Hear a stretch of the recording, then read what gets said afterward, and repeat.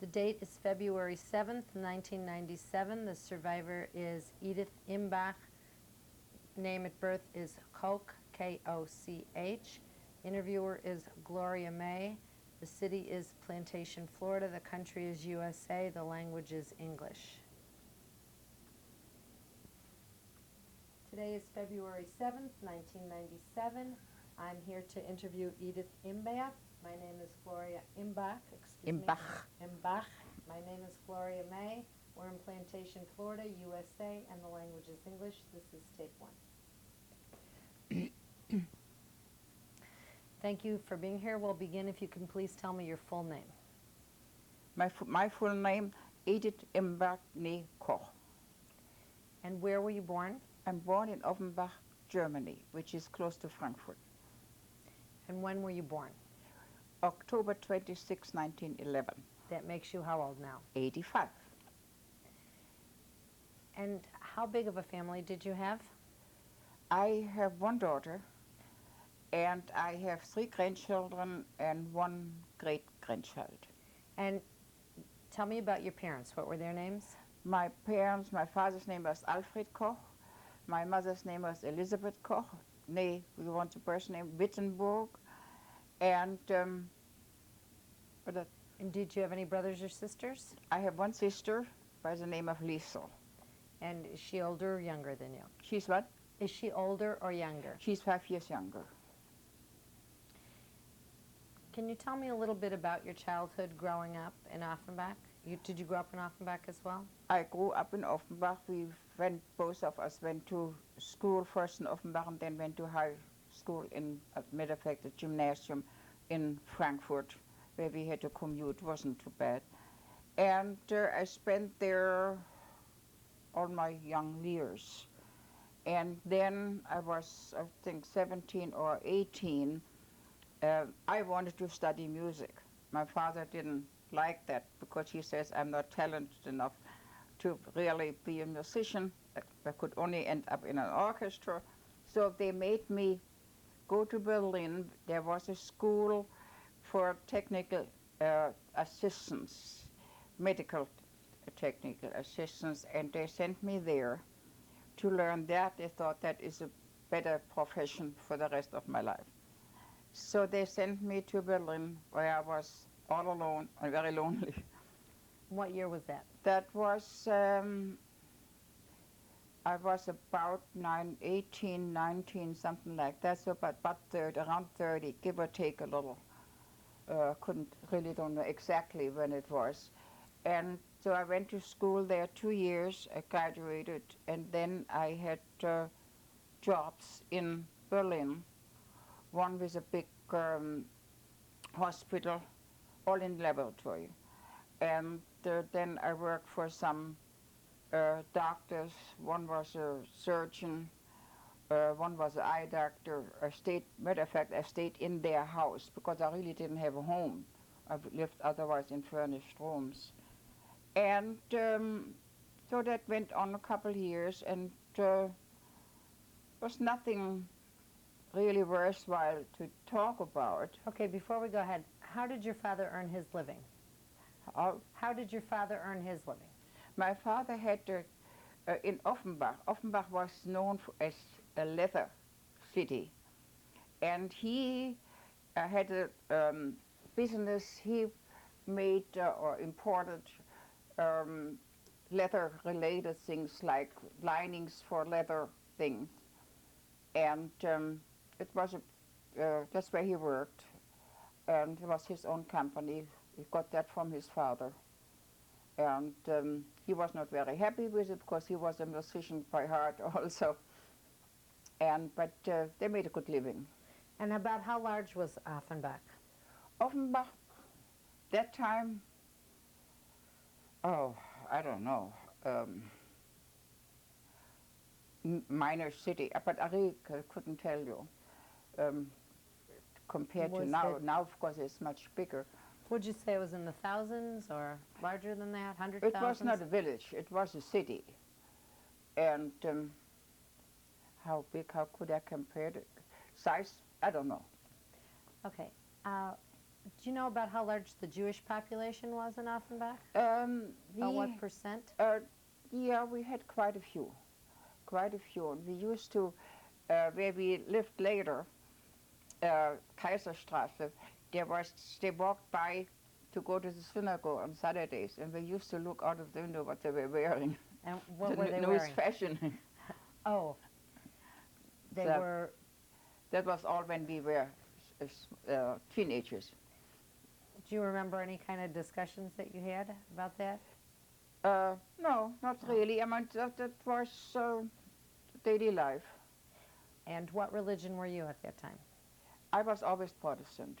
I mean, Lutheran in Germany, everybody was Lutheran if they were not Catholic or Jewish or so.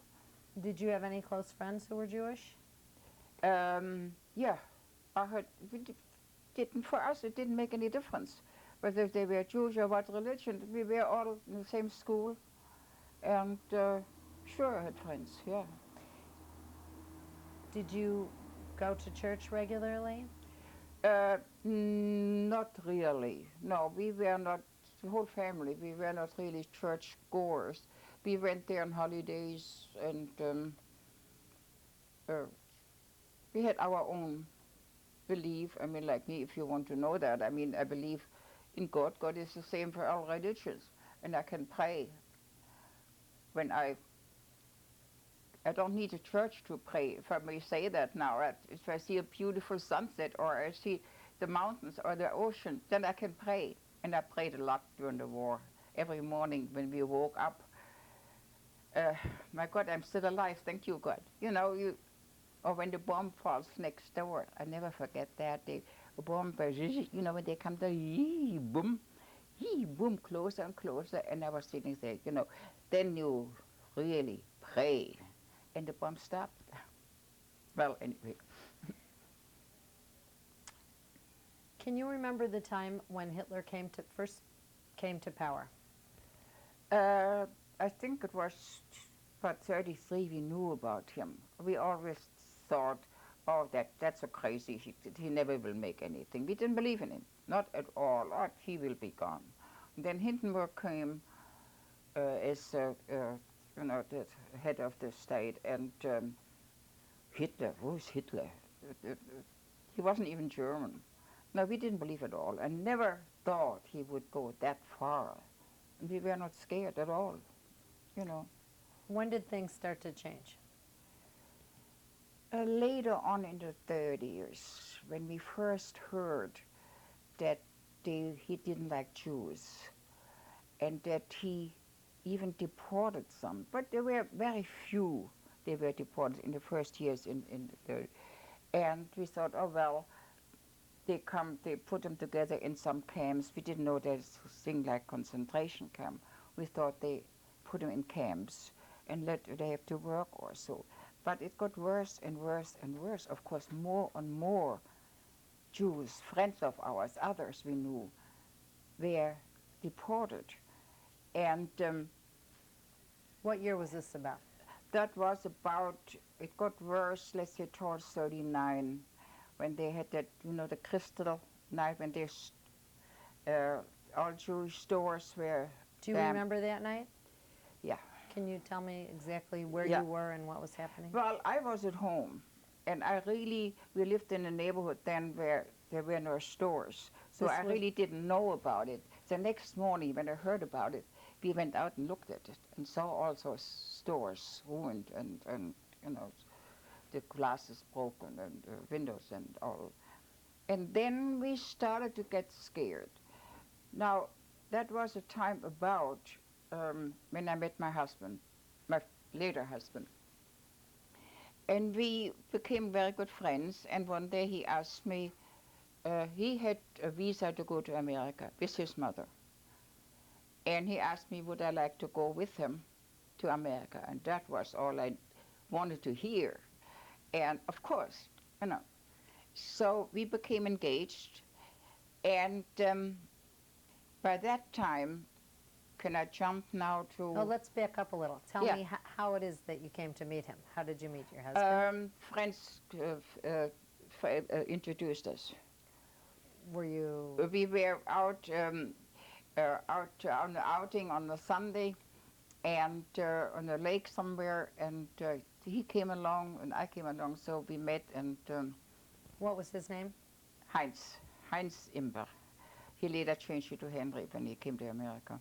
And what religion was he? He was Jewish. Did you know that at the time Sure. when you met him? Sure, my friends were Jewish also, the ones that who introduced us, yeah. And what year was this that you met him? 39. Must have been beginning of 39, I don't know exactly, but must be beginning of 39. Did you have any doubts about going out with somebody who was Jewish in light of what No. was happening? No, not at all. No, I liked him very much. He was a very intelligent person. And What did he do? he was basically a journalist. He wrote for German newspapers and sold his, I don't know how, it's not done in America at that time. He just wrote articles, and newspapers had the contract with his company, so they always bought his. So he wrote. And of course, then came the time when Jews couldn't work anymore like that. When was that? It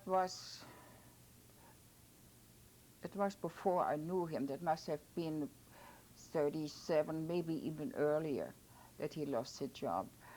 And then, but he was very lucky. He got a job with as a bookkeeper. I don't know really what he did. It was a big metallic company, and he had that job for quite a while. Even when they told the company they have to let go all the Jews, and because they liked him, they kept him about 3-4 months later, longer. But one day, he just they had to let him go, and then came the time when all Jews. This was. I have to tell that first. He had to. All Jews. They did not deport them. They had to go into forced labor, and he had to work in a big carpet cleaning company. Spindler was the name. They cleaned other things too, but he was in the department where they cleaned carpets, and he had night shift, and so it wasn't bad. You could leave in the evening, come back and sleep during the day. So now I might mix now the times up. At this time, before he lived with his mother in a pretty large, nice apartment, which they always had. But then, of course, Jews could not keep a whole apartment, so they moved in other people. So he had one room with his mother. His cousin with her husband had one room. Then there was another couple with a daughter. They had another room. Now, they were, his cousin was deported with her husband pretty soon. But they weren't afraid. Nobody was afraid that time. I cannot tell you exactly when it was. Because they thought, well, all right, so we go in the camp. She took her silk stockings, she took her fur coat and everything. You know, it might be cold there. Nobody thought what would really happen. And let's back up a little more before we get into 39. Yeah. I want to ask you, a little bit more about the period between 33 and 39. You were living in Berlin starting what year? I was in Berlin since I left to go to school, and stayed in Berlin ever since, yeah. Do you remember when the Olympics took place? The what? The Olympics? Sure, 36. Can you tell me about that period? That was very interesting for us because we had a very, Helene Meyer, it doesn't mean, the name doesn't mean, but she was a fencing champion. And she came from Offenbach. And she went to school with us. So of course we were kind of involved. And she was half Jewish. But they let her play, and we were wondered ever since how come. And she got some prizes there. Later on she emigrated to America too.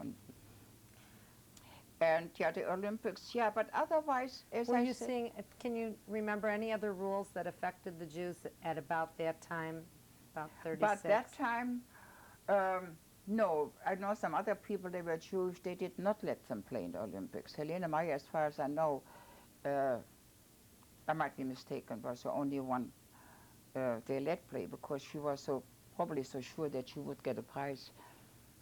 And she immigrated pretty soon after then. Did you see any signs of places where Jews were not allowed to go? Oh, of course, yeah. What We're kinds not of allowed to places? go to the theater, to the movies, to restaurants, wherever. And what was your opinion about that at that time? I mean, it's very hard to say. I thought I didn't like it. Of course, nobody liked it, but it didn't involve me. So it's too bad. Like, I don't know, when something in America happens against colored people, I feel bad for them, but I'm not involved. You know what I mean? By comparison. But of course, then when I became engaged and with a Jewish husband, he was my husband then I got worried. Of course, I mean, maybe we are involved, you know. Did you ever have a discussion with your family about what was happening? Do you recall any discussion with your parents? No, no. We all think the same thing. No, not really. I mean, of course, we talked about Hitler, but even then, we thought, oh, that cannot last. They send them to camps, but they will come back. Do you remember any religious leaders discussing the subject at all? Were you hearing anything in the church or whatever regarding what was going on? No, no. Now, my husband was very much German. He belonged to some group. He didn't consider himself Jewish. He considered himself German. They were Germans for so many years, parents, grandparents. So he was German. And that's why he really didn't want to leave. He could have left before. And he said, well, I am German. They won't do anything to me.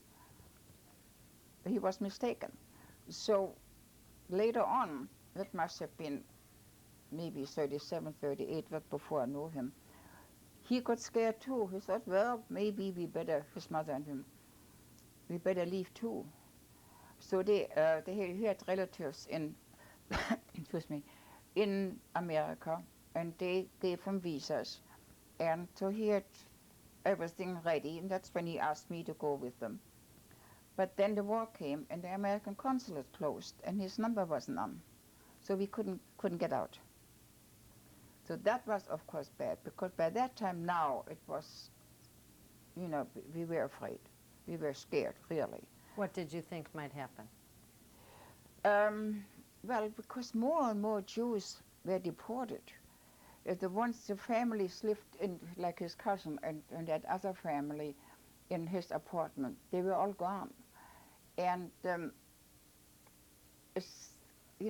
have to tell that it is a sad story. There was one couple lived in their other bedroom or whatever. They had room to themselves with their daughter. And this couple, they didn't like each other. They didn't, matter of fact, they didn't talk to each other.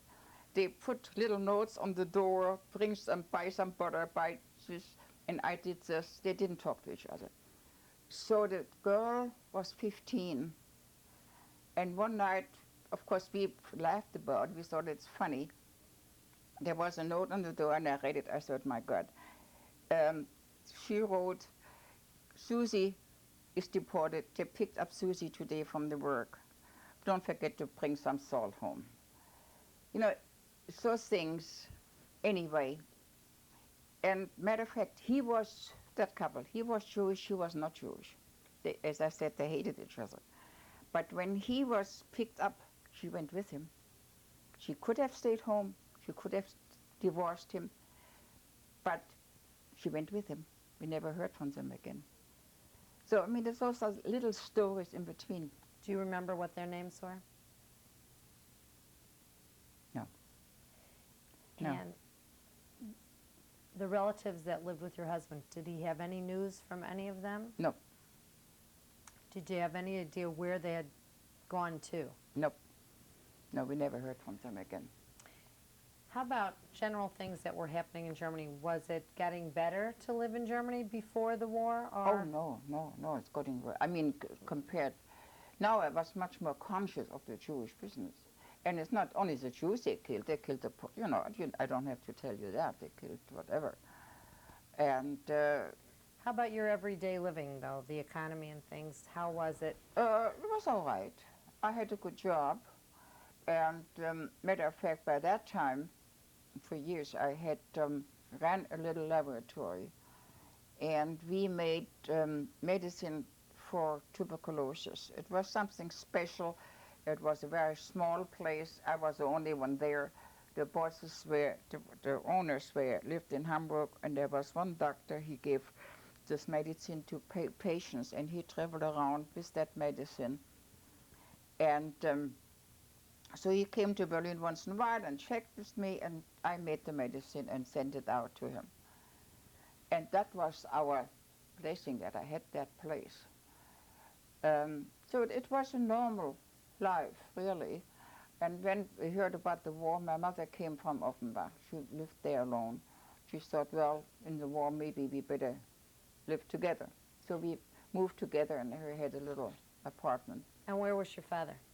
My father had, my parents were divorced when I was 13, and he married again, and they immigrated to England. And who did he marry? Hmm? Who did your father marry?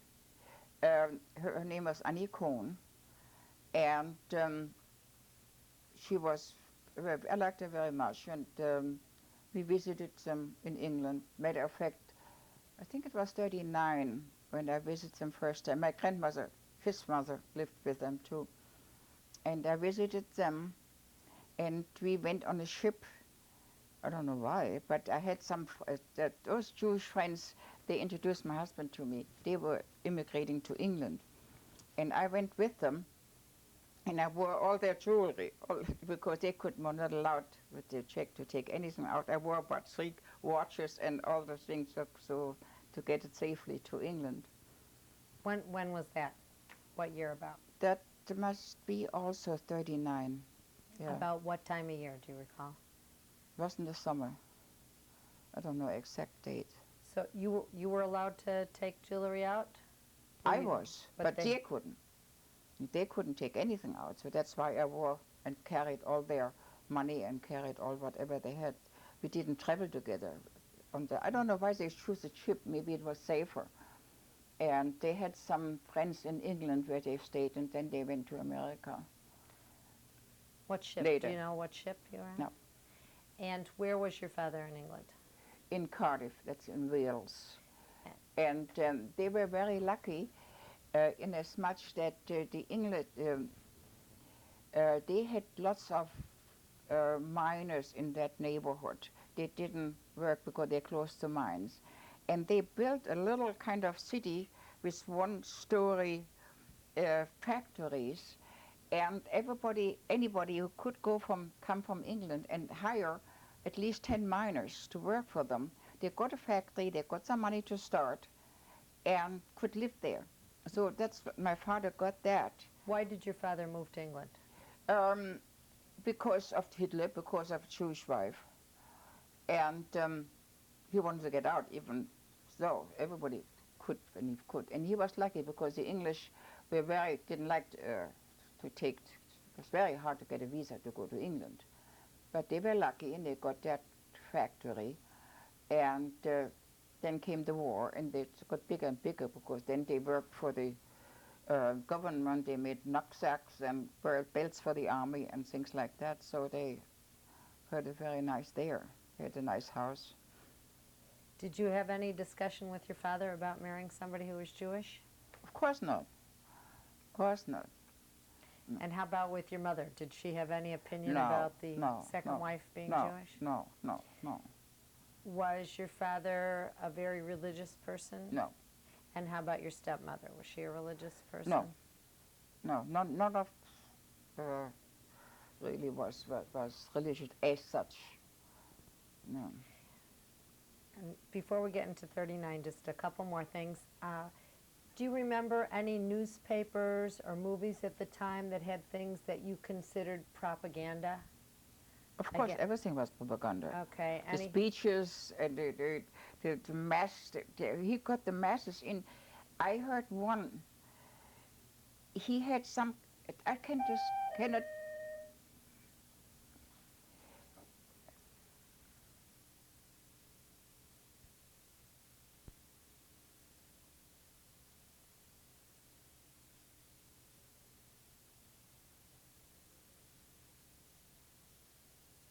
When the rallies type of thing? Yeah, You they were. describe He them. could hypnotize the masses, and they screamed the Heil Hitler, and you sit there. You know, even I wasn't Jewish, but I felt it had nothing to do with. It was stupid. The people could be so stupid to believe all that, but they did. Most of them, not all. There are quite a few people who did not, of course. But when you see those gatherings, it was horrible. And then you really get scared. Because you all at once you see that Hitler really had that power, which we never believed he would have. It was awful. Was there any thought of ever protesting against what was going on? No. No, not what I saw. You know from the papers, of course, what happened. Um, we will read that in the paper later, so I had no idea. No. How about, do you remember any films or particular articles that you remember seeing at that time that you Well, I considered- remember films, of course, but they had nothing to do with politics. Okay. There was Greta Garbo, you know, things like that. How about any German-made films? Do you remember any particular ones at the time? Marlene Dietrich, things like that. They had nothing to do with politics at all. No, not. And if they would be, there probably were the movies where they're just Hitler kind of, but I never saw one. And wouldn't go. were there any laws that you knew of that had to do with Gentiles and Jews being together? So like you said, they were not allowed to work in certain places. No, they didn't go. And how about relationships? Since you were engaged to a Jewish man, was there any laws regarding that that you were aware of? Oh, I